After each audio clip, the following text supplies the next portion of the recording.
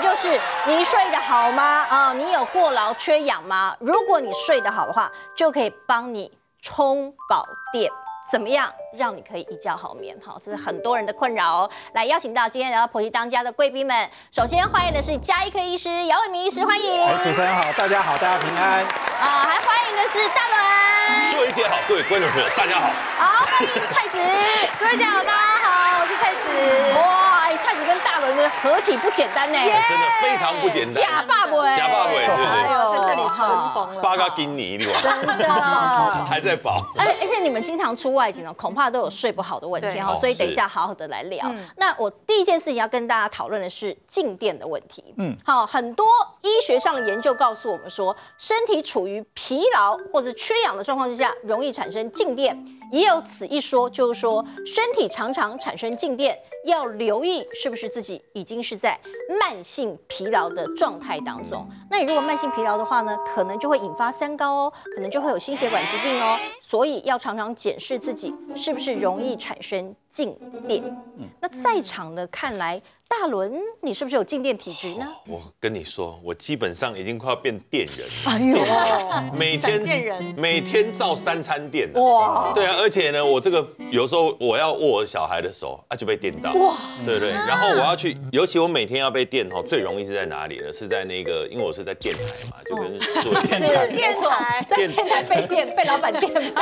不是啦，不是那个电啦，是我要开门每次都会被录音室的门电到。所以我现在已经有一个习惯了，蛮有趣的。我要开门之前，我会先假装这个是门把，好不好？好，这个医师借我一下哈，我都会先这样磨蹭一下，再开，都会先碰一下，然后再开。对，那你是有分季节，还是说什么样的天气你容易静电，还是说无时不刻？所以我刚看到这个我还蛮害怕的，我是不是有慢性病这样？因为我1年4季都是这样子。真的很夸张。我常常在想，说是我们电台是不正常放电。哎呦，怎么会这样？对啊。那除了你之外，你小孩也会放电哦？我会电他啦。你会电他？然后我就点开叽叽叫啊，所以那你会电你老婆吗？不会。为什么？没有，他自己有自己的电。是我们非比电啊，此电非彼电，因为他也在电台里面呢。对啊，所以我们都是一样，常会被电到啊。所以我们都要先碰一下，这个是一个地电的概念，放那个地线的概念有没有？3象4线大家知道嘛？对不对？有一个地线会先把电放掉，先把电放掉，再开。所以大伦可能会变成最大颗的那个行动电源。对呀，好可怕哦！而且是那电台，可是人家舒维姐我也不会呢。对啊，真的哦，你不会哦？我没有这种。你真的要注意你的身体。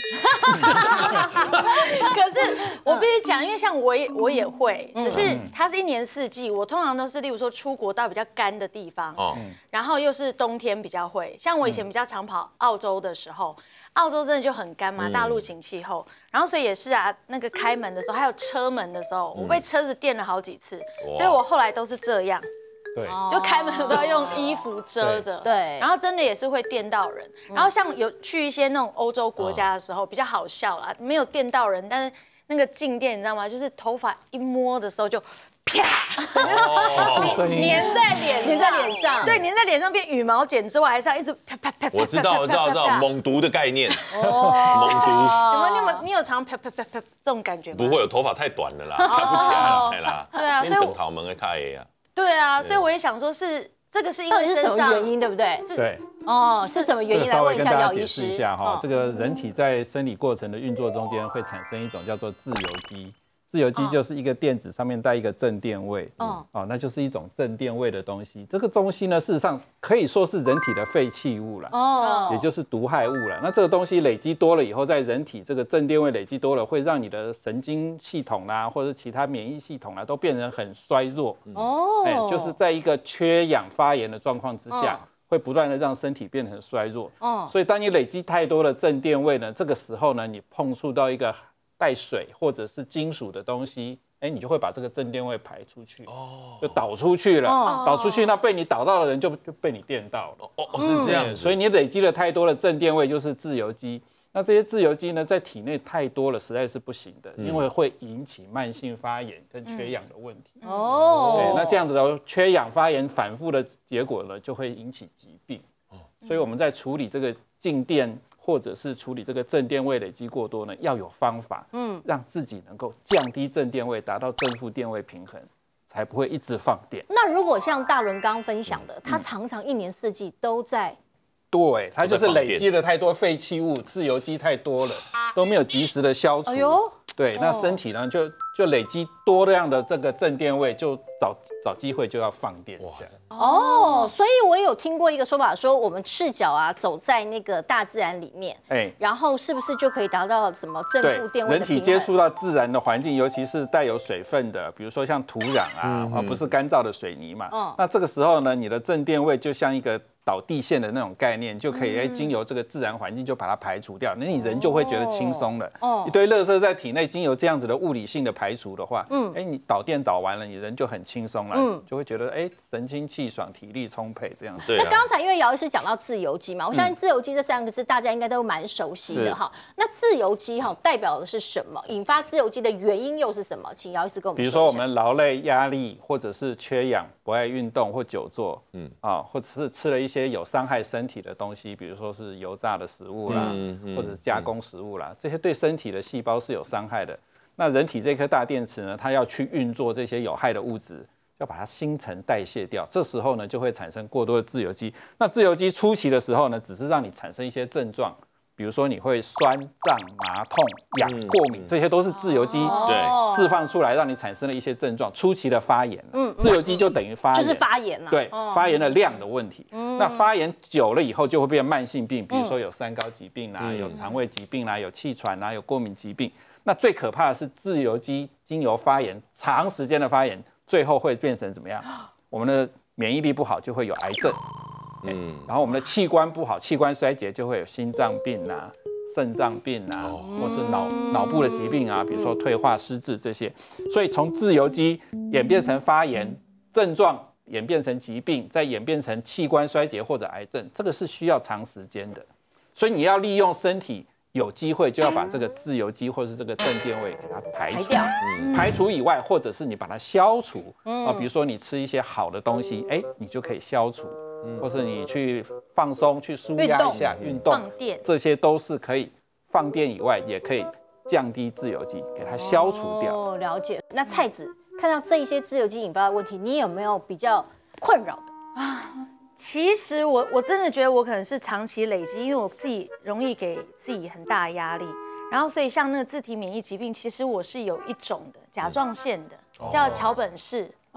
对，桥本氏破坏自己的甲状腺，对，就是我自己的免疫细胞在攻击我自己的甲状腺，所以我常常其实是新陈代谢不平衡，因为不平衡。对，那所以我可能有时候就是会像我就是会忽胖啊、忽瘦啊，或是很疲劳啊，或者是可能就是有时候是心跳会过快啊，就是各种的新陈代谢的就是不平衡失控。然后像我有一段时间就是我。常常手很容易这样抖动，然后就是，哎呦，对我现在是模仿而已。现在还会抖吗？现在是比较好一点。对，那我自己状况不好的时候，我会整天就这样抖，有时候左右手两边抖到很严重的时候，然后就也会有喘不过气来的感觉。它有时候是一根这样子乱抖，你知道吗？有时候是这一根这样，然后有时候是这一根，你很难控制这一根。这样抖啊！可是我已经就是那蛮恐慌的吧？对，我当下都想说，到底是怎么了？对，那可是检查出来又没事。对，所以我就想说，这到底是怎么回事？对，这个是不是跟自律神经有关系？对，自律神经、脑神经方面有一些状况，就会造成你不自主的一直抖动。其实他刚刚讲的自由基伤害、正电位的累积，到最后我们组织的反复发炎引起的疾病，其实也会干扰我们身体的这个自律神经，也会干扰我们的免疫系统。所以我们解释正负电位，其实是告诉大家，身体是一个动态的平衡。你累积的自由基一定要清。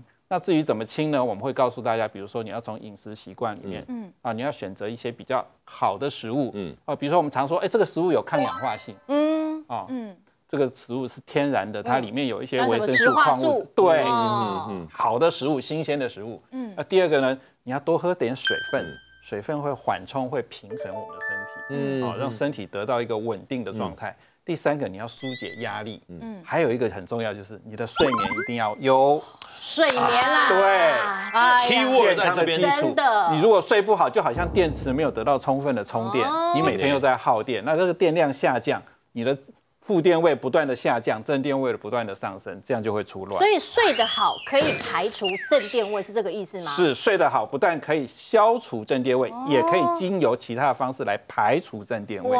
睡眠中间就等于你在运动，睡眠中间就等于你在充电，就等于你在提升负电位，排除正电位。所以讲到睡眠就是一个重点，因为台湾人睡不好的问题越来越严重，包括了。可以从安眠药的数量，每一年这个吃的数量是大概多少啊？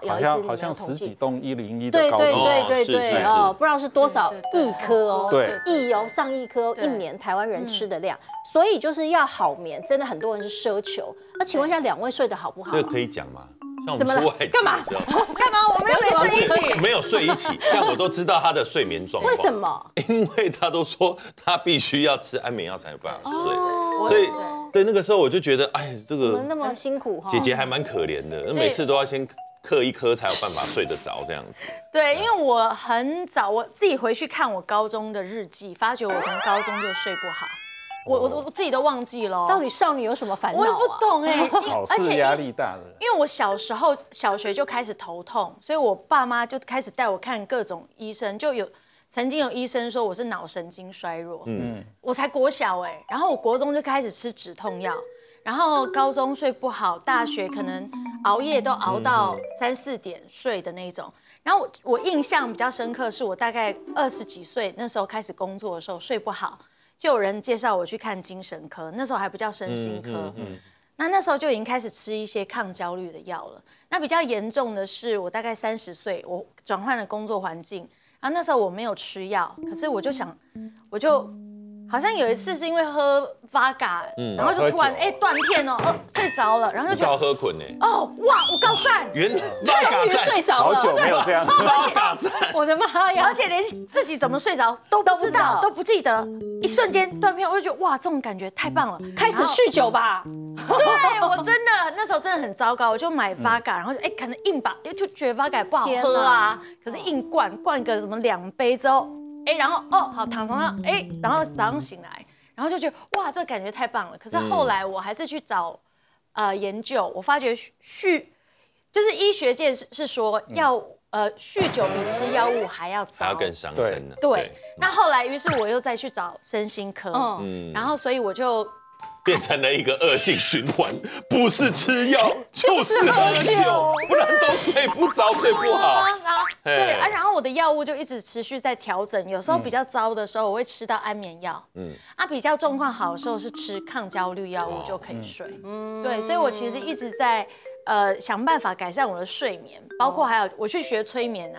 就是希望让自己睡眠变好，希望催眠自己。对他都在照镜子催眠自己，我被困了，我被困了，我被困了。那段时间真的有帮助真的。对，就是有大概半年多的时间，我可以不吃药物、不喝酒就好睡。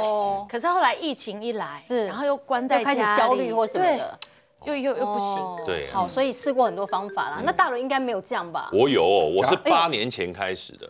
就是从我有小孩出生的那一年就没有好好的睡过觉了，因为刚开始就是囡仔可能就2、3点钟然后就要喂奶啊，你就会慢慢就会有睡眠中断的这个习惯，然后再后来当然就工作越来越忙之后，然后再加上有小孩，其实大家可以看到，虽然今天呢有打光，对不对？可是还是隐约可以看到OLED在有没有？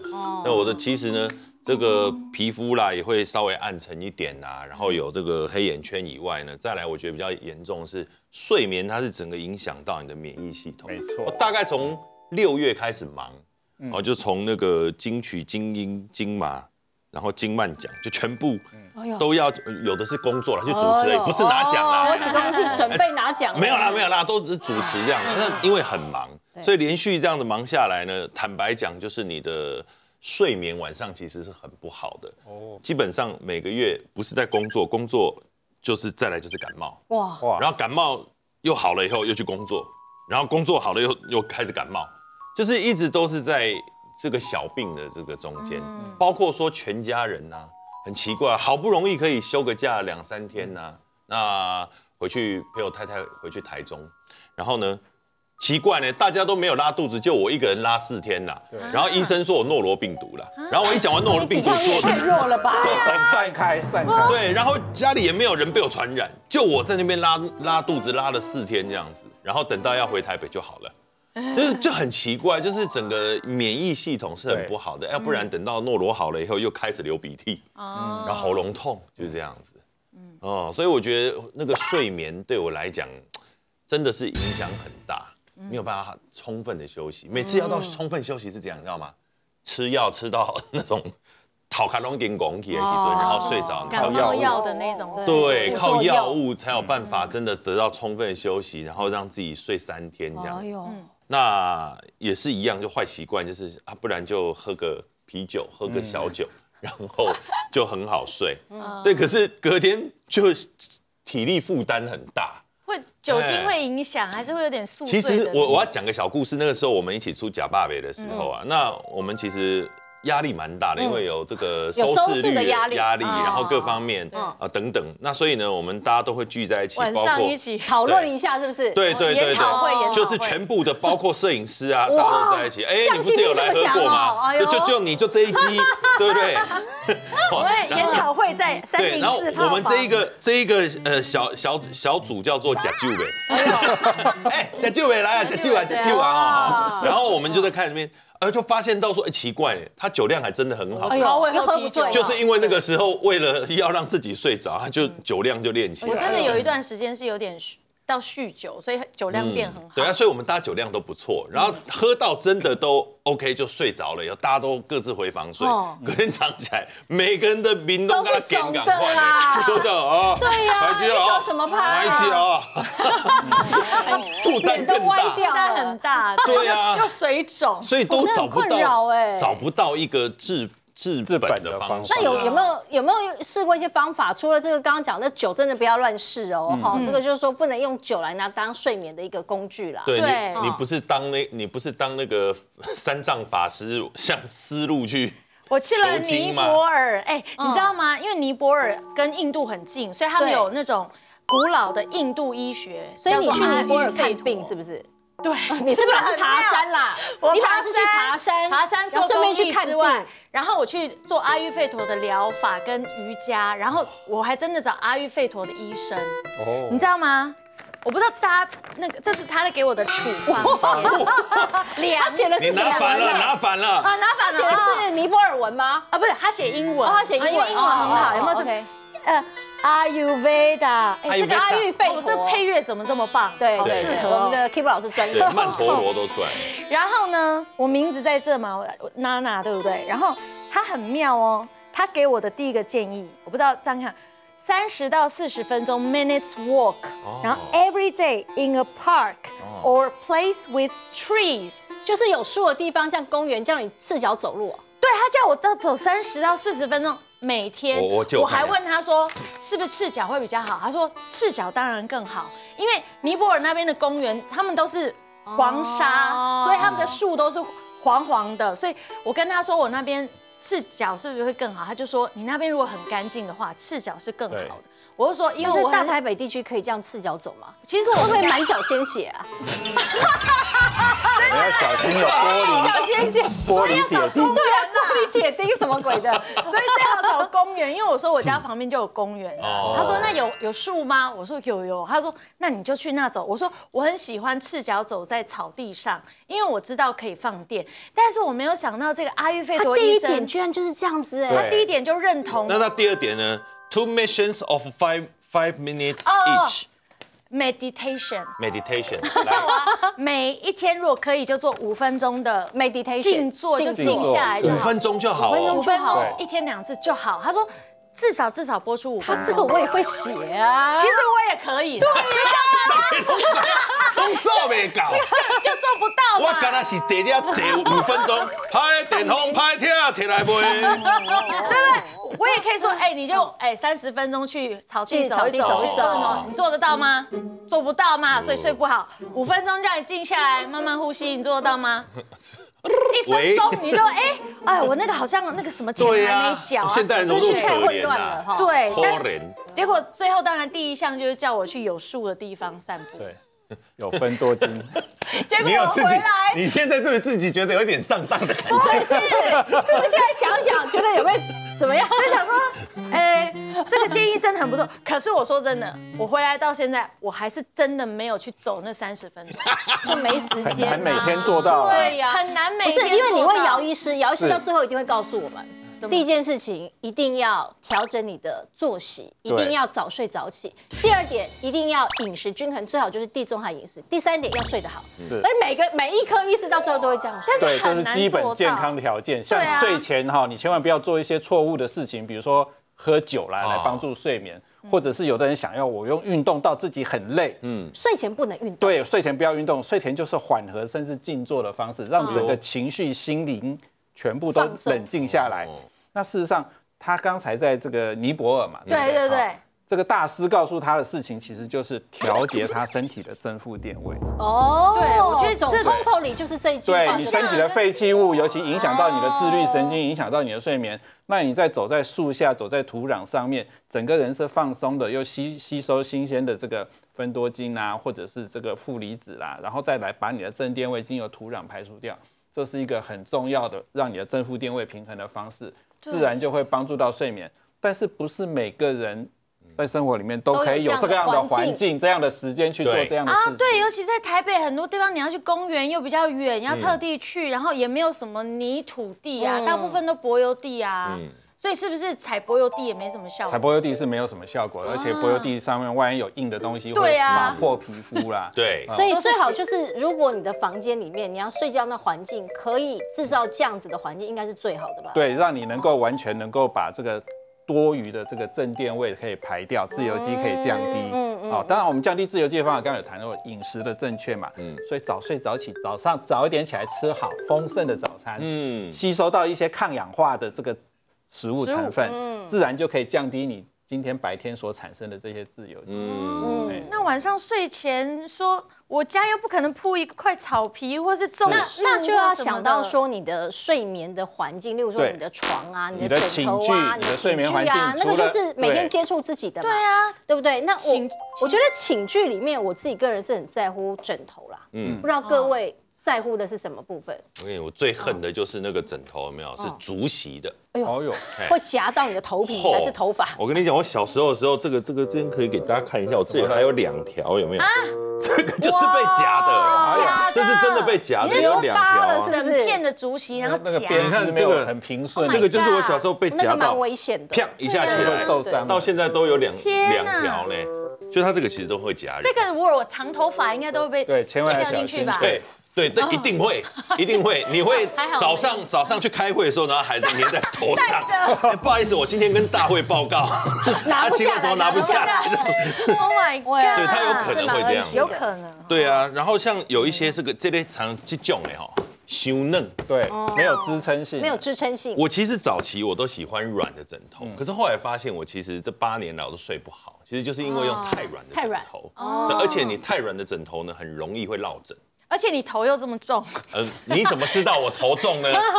我脑容量大是不是？对，你这么聪明，脑容量大。对，我跟你讲，这个东西如果太软的时候，有时候这个拿来捆，有没有？对，早上起来以后啊，譬如我让你起一边啊，你这样，你大概就是这样去开会了。今天跟大家来报告一下今天的会议。因为它没有支撑力啦，对，它没有支撑力，而且容易里面滋生一些什么尘螨啊、细菌啊，最容易了，流汗就会在里面。对呀。到时候用久这一块不是都黄掉？大家都有经验吧，都是黄的。然后到最后再拿去丢掉，这样又不知道怎么丢。这一款呢？这一种叫我视它为这个叫太平枕，是它是在太平坦的，有没有？它完全没有任何的弧度。基本上呢，它就是把你的棉被再折成对折再对折，就可以是成为一样的。而且这种枕头呢，通常里面呢，这块。内面都尘螨，哎呀，大尘螨、小尘螨，有无？而且尘螨放大看，还蛮像那个摩斯拉里面的那种怪兽。大小尘螨落枕头，这种的枕头嘛就没货。就是大家通常一个枕头可能睡个3-5年，这里面就会超级多，而且很大部分枕头都不能洗。对对啊，麻烦。那像这种的话呢，我觉得这个也是很糟糕，它就很像棉被，然后把它剪了一块下来，这也很像化纤做的。嘿呀，所以这些都是很 NG 的。那如果长期睡眠不足，好像蔡子也说，长期睡眠不足不好。对，那长期睡眠不足其实对身体的影响非常的剧烈哈。我们再请姚医师来跟我们讲一下对器官的影响，这个也算是恐吓大家了。对，首先你睡不好，你第二天精神一定不好，对，脑力衰弱，好，反应差，万一你开车晃个神，可能就出事，对不对？然后再来情绪上也会不好，身体呢可能还有一些。皮肤的状况可能会皮肤的颜色循环不好啊，皮肤就容易发炎哦，容易冒油啊，头发冒油啊，脸部长痤疮啊这些。有，而且内分泌会失调这样子。我觉得比较严重的是，我一个朋友才刚跟我说，因为他心情不太好，就3天左右都几乎没有什么睡，他肝斑就跑出来了。哎呦，我也是，就是很容易肝斑，因为内分泌啊，所以那个是就是睡不好，对，睡不好也容易长肝斑，或者人家看起来你怎么印堂发黑啦，脸色不佳啦，这些皮肤的这个脸色啊，然后再来还有这个心脏的部分呢，有的时候呢，心血管的疾病呢，试着利用睡眠的时间来调整，让心脏的血流呢能够放松，那你心跳就会变快。对，睡不好的时候，你那个自律神经就交感神经兴奋，心跳就变快，会觉得胸闷、心脏不舒服。好，然后再来就是肝脏其实是我们身体一个很大的生产制造工厂。也是一个排毒解毒重要的器官，它甚至连血糖、血脂肪都息息相关，就是代谢重要的器官，是一个处理废弃物把它运送出来的重要的器官。那肝不好的人会怎么样？除了肝火很旺，脾气大，然后会情绪会急躁然后再来就会睡眠状况也会变差，这就变成一个恶性循环。然后你的肝脏不好的话呢，你的这个身体的蛋白质制造不出来，你的血液里面呢就不会把水分抓住，就容易变成水肿，身体容易肿胀。好，那当然肝发炎也会有问题。那再来就是肠胃方面，你的消化能力会不好，你吃了十足的营养只吸收了一半，完全没有办法白的吸收，那也会胃食道逆流，也会有痔疮，也会有便秘胀气，那肠胃机能不好。那最后呢，就是免疫系统，比如说你容易感冒，你体质容易过敏。甚至久了以后呢，抵抗力差然后就变成癌症容易发生，还有一个自体免疫疾病也会发生，所以免疫系统所有的问题，所以从头到脚，其实简单讲呢，就会让你变笨，让你变丑，让你变累，让你变成老。所以睡不好的问题真的很严重。好，听说大伦最近有睡到一款枕头让你睡得非常的好，非常的美妙是什么样的一颗枕头呢？近1年来呢，我有用到一颗好的枕头，对，但是我的睡眠状况呢，就是只要有用到它就好，没有用到它呢，我就不好。这个是我的好朋友鹏哥推荐给我的，哇！好，我跟你讲，就是这个叫做依附枕，长得好特别哦。我跟你讲，它这个躺下去之后，它是整个一直陷下去，而且呢，我有发现到，我每次只要用这一颗枕头，很奇怪，我都不太会打呼。而且晚上都很好睡。但是因为它太好睡，所以不管是我们家我女儿、我儿子或我老婆，都抢着在这一颗，用这一颗，要抢一颗枕头啊，那就要买个4颗啊，3颗4颗。因为鹏哥他推荐我嘛，对，我就先这个试用看看呐。想要高光打给大家轮流用，对，所以我有躺到。所以你觉得一颗好的枕头可以帮助你睡眠品质变好，是这样子？那到底依附枕还有什么神奇的地方呢？它的设计原理到底是什么？我们一起来了解一下哦。好，请到了寝具达人鹏哥。大家好。好，大家对鹏哥都非常的熟悉哈。鹏哥每次来都有好物要介绍给我们。那刚才大伦有提到依附枕让他睡得非常好。体感到底是有多好？我跟你说这一颗真的不得了。我有时候它这一颗你也当看你的侧边有没有？有一个是圆弧形，一个比较平面，有没有？我有时候呢，我躺一躺，我觉得太低了，我就躺这边；我又觉得躺太高，又可以躺这边，我就换来换去。可是每次都觉得很好睡，就是睡一睡都觉得可以一觉到天亮。再来呢，有一个问题是说它这个它的角度，其实我整个躺下去，它是让我的脖子跟我的我的脖子，因为我很常落枕，用这个我就从来没有落枕，可是我的脖子跟这一个是整个是一直线的，它是整个服帖的，对，它是整个是一直线。再来就是我小孩每天早上起来以前都要大概，这真的不开玩笑，50个喷嚏起跳。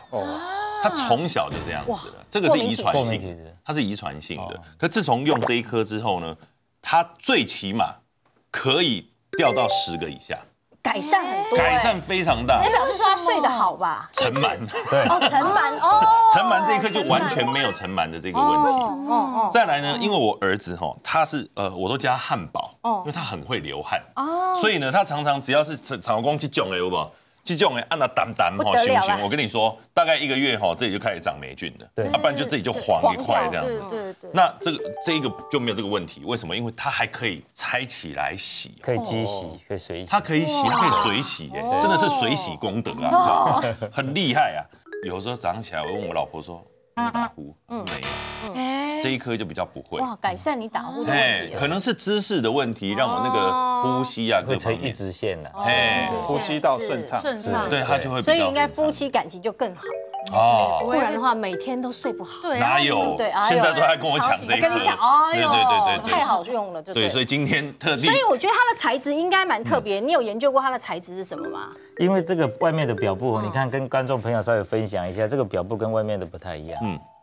有没有看到设计结构部有格纹？对，它这个表布是石墨烯的表布啊，石墨烯。对，石墨烯观众朋友大家都知道，你看蔡小哇很红啊。石墨烯做衣服什么的，帽子现在很多，然后就是有人说它是黑金嘛，对，它有远红外线。远红外线哦，对，那一条棉被好几万的那种。对。哦。再来一个更特别的是什么？刚刚你说一格一格的地方，你看我现场准备一个灯泡，对不对？正常要插电嘛，对不对？现在这个没有插电，你看这灯泡放下去，哇，它亮了。它直接就亮了，表示它有什么？它有负电位，它有负电位，负电位就是好的电。你不用打赤脚器，尼泊尔是吗？你在上面踩，躺在上面就可以了，就可以放电了。赶快放，躺在上面就可以放电了，对啊。每天睡觉那8小时躺在上面，排除正电位，排除正电，然后补充负电就对了。对，就消除自由基的感觉。是，那你如果你家的羽绒枕、记忆枕同样一颗枕头没有放电，对啊，这个记忆枕，它也没有放电。你看咯，这个我来看我负电最多，在他手上看看他会不会放电。还是没有放电，可是他睡在这个上面，你看咯，同样是一个没有放电咯，移过来这边，这一镜到底的，就放电了。这一镜到底没有放电，真的耶，移过来放电。对不对？这个是他的手，对。这个我也是每天在睡，对不对？可是一定要躺在这个上面的时候，我们才有办法放电。所以这颗枕头就像刚刚大伦讲的一样，这颗枕头为什么这么特别？跟观众朋友一定要好好的分享。其实枕头到底枕的是头还是脖子？对呀，应该是脖子吧？当然是脖子，因为我们睡觉的时候，脖子跟头一定要成一直线。对。如果说你一般家里的枕头，不管你是羽绒枕也好，记忆枕啊、乳胶枕，任何一颗枕头，你看，当你躺在上面的时候，刚刚你讲的一样，鬼拢醒了呀。我哪喜欢呢？醒不了你就会打呼，会打鼾。而且说一般的枕头的材质都一般都羽绒啦、记忆啦，甚至什么东西，所以一阵子就会脏东西在这边。对啊。脏了怎么办？就尘螨，就哈啾。舍不得丢就会很多尘螨。对，所以说你会越睡越累，完全都没有把你的疲劳把它放松掉。那这颗枕头的话，你看设计结构是这样，它是人体工学的设计。你看，我现在把它拿起来，我是这样子睡是 OK 的。对，而且它好处是仰睡也可以，你要侧睡也可以。正常来讲，像你睡觉的时候的高度，跟你老婆的高度，跟小朋友的高度绝对不一样。对啊。这颗枕头更棒的地方它可以调整高低。怎么调？对，这边设计结构你看这个后面还有纸花，一颗粒一颗一颗的。对，一般的枕头你睡在上面，有当下你到金头也招来招去，隔天早上起来的时候枕头就要低下来。对，第一个它不会跑，第二个呢是什么？它这边有一个拉链，你把它拉开。刚刚讲的一样，它里面有高度的。对，这个一片一片，这个是什么？科技纤维，它有支撑性。一般的枕头可能刚买回来弄碰塞，睡了半年左右，甚至1年左右就扁掉了。像刚刚你讲的平平的枕头，那个就没有支撑性了。这个好处怎么样？整片可以水洗，甚至整颗都可以拿去水洗、机洗都没有关系，所以才不会累积那个尘螨对脏东西。因为我们睡觉的时候难免都会游过脏东西，都会在上面嘛。而且这个整个都可以来洗，所以它很多片呢，就是说像看你的高度要多高，对，都可以。像这个的设计结构哈，要跟观众朋友分享一下，为什么这颗枕头可以有支撑性很好？那因为它设计结构跟一般的枕头完全不一样，它是有专利的设计。你看，观众朋友看一下，它有一层一层一层的。有 C 加 I 加 S， 什么叫 C？ 跟它一个cushion赶快，I 就是支撑，那 S 呢就是透气性。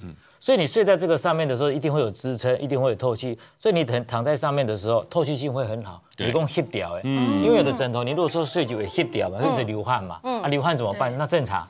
这颗枕头可以拿去水洗，你说它的支撑性，它应该也蛮透气的。对，它一定透气性很好，而且它支撑性也一定很棒。现场我准备什么？一个砝码来讲，对，这个叫砝码。那如果你家的羽绒枕、机枕，你看这个就挡就挡这个20公斤的，你看拿起来，你看把它放下去，它整个鬼都就下线了。对，那同样一个砝码，这个依附枕它最特别的，它有专利的设计，同样一根砝码，你把它拿过来，你看。它不会陷下去，真的嘞，支撑住了，它是100%支撑，支撑力好强。可是我们人的一个头了不起，也不可能这么重，也不可能这么重，一个头应该5、6公斤吧？是没有错啊。所以说，它个好的枕头是什么？它可以有什么调整高度？现在呢，现场这样是多几公分？8公分。那你如果说觉得说，哎，今天比较累一点，因为练它管了，知道？我们自己的头颈椎一定要成一直线。对，这一片你可以把它塞在后面，变9公分。10公分，一片1公分就对了。对，你可以把它塞在后面。那你如果说再高一点的话，再把它翻过来也可以。对，所以这一面也可以睡。这边11公分，所以头在这边，脖子在这边，头颈椎你一定会成一直线，这样就比较不容易打呼。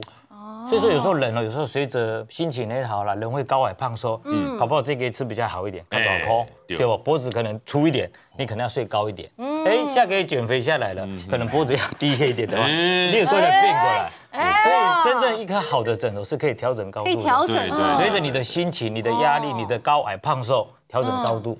而且我知道像这个石墨烯啊，对，它不是就是还会有那种保暖的效果嘛？那通常我知道的是有什么被子什么，我不知道枕头也可以加这个。是。那像我妈妈就是她很怕那个头受风寒，冬天的时候她都戴帽子睡觉。对，可是有些材质不好，还是很容易摩擦或者很闷。那如果今天睡这个枕可以有一样的道理啊，对，电视界的朋友都知道石墨烯它本身就有眼红外线，当你躺在石墨烯上面的一样。它会跟我们人体产生互相的共振，循环会变好。人循环好，脖子松了，全身就松了；头暖了，全身就暖了。对，是这样。所以他就不用戴帽子了，对，要换一颗枕头。真的好，那因为刚刚提到石墨烯哦，因为这个枕头它就是结构上面跟材质上面都会让人家觉得哇，实在是太贴心的设计。那石墨烯，请医生来。石墨烯现在是最夯的21世纪的黑科技，它本身呢就是用碳原子的平面做出来的，但是它是导电、导光、导热是最快速的哦，所以它可以很快的把你身上的这个正电位排除的，它也可以经由身体的温度提升成为远红外线，然后再回馈到你的皮肤，让你的身体的组织得到远红外线这个光照光疗的好处。哦，所以事实上，如果你整个头是沉浸在这个枕头里面，那你整个头有1半以上的面积是被这个石墨烯所围绕，就形成一个好像光疗舱的这个概念。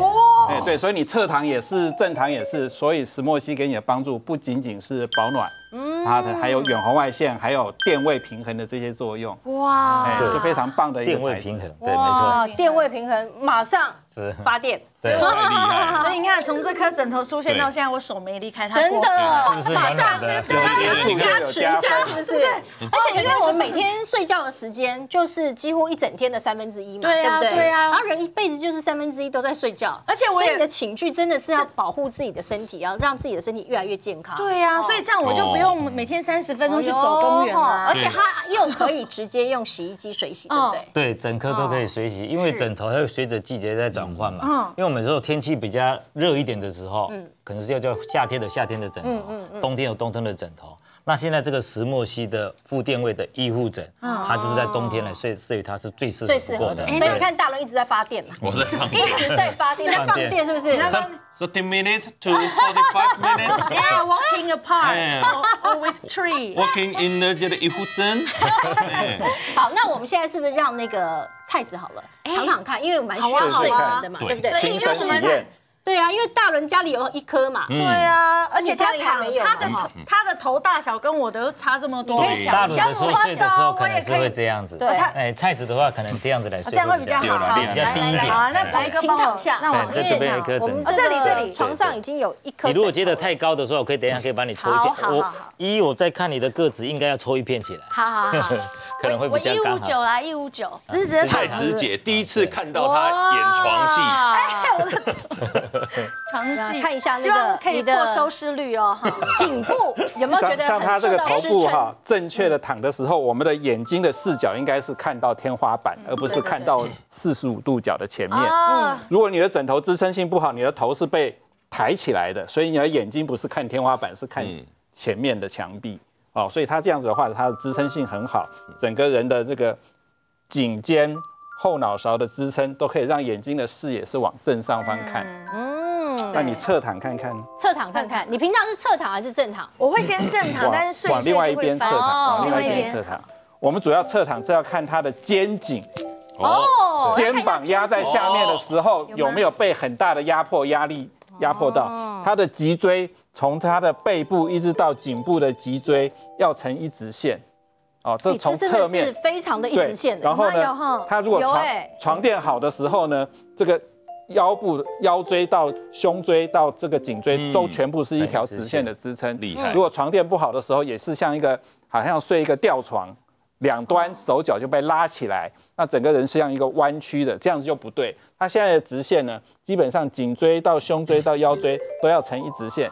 这样子的话，支撑性就是最正确的。这样感觉真的不错，因为如果我以前你肩膀也不会觉得被压迫的很严重，也不会觉得耳朵压迫的很严重。对，耳朵也很轻松。通常侧睡的时候，肩膀都会变成这样子。对，肩膀就被扭曲，所以有可能就会落枕啦。对，或者是因为它这个表布都有上面的什么石墨烯的纱线，还有负电位的纱线，所以它现在躺在上面的话，可以感受到石墨烯的氧化。那我们如果一直抱着这颗枕头呢，你就可以一直享受好像在芬多精的感觉。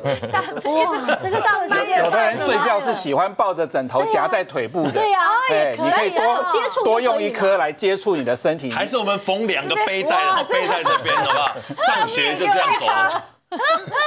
好的，哇，我看这个睡得好舒服。蔡子一定要让自己好好的睡觉。哇，你看从换开手开始，整个表情是如此的安详。不要用安详。好的，谢谢蔡子啊，谢谢蔡子哈。好，那今天因为大伦的介绍，然后鹏哥刚刚已经跟我们介绍它的结构，还有它的原理以及它的材质。对，你看石墨烯纱。还包括它的这个结构的设计，也专利的设计，所以让我们在睡眠的时候可以得到一个最舒适的一个状态跟姿势，这个非常重要。而且有些临床上我们发现会打鼾的啦，或者是脖子短短、圆圆胖胖的这种会有睡眠呼吸中止症的问题。很多朋友有这个问题耶。然后再来就是有慢性疾病的，晚上睡不好或自律神经衰弱的。或者是白天呢工作压力大又常熬夜的，他入睡很困难。那这种情况呢，你拿一颗好的枕头帮助你入睡，整个睡眠全程支撑性、呼吸道的跟脊椎的支撑性都好，就不会有睡眠呼吸中止这些问题。了解，所以很多族群都可以适用了。那小朋友有的时候会翻来翻去，那你如果枕头支撑性不好的话，他根本睡不住。了解。好，我们今天真的学习到很多运用现在的这种最新科技的技术啦，然后可以让我们一觉好眠，是现代人的奢求。但是现在不用奢求了，你只要从你的寝具从你的枕头开始，因为很多人睡不好，长期疲累啦或者是身体过劳，你都没有想到是跟正负电位相关，对，可能真的是你正电位太高了，对，正电位太高，在这种情况之下，就会导致你就没有办法睡好。所以大家从一颗舒服的枕头开始，就不用再担心睡眠的问题了。那今天非常谢谢各位贵宾来跟我们分享这么多的经验，谢谢大家，谢谢，谢谢。赶快上回到脸书粉丝团呢，给我们按个赞哦。好，这个我们要转转，也想再转，我们也想要。我们大家一颗，4个人在那边轮。好，希望大家都可以一夜业好眠好不好？上我们婆家脸书粉丝团给我们按个赞哦。我们下次再见，拜拜，拜拜。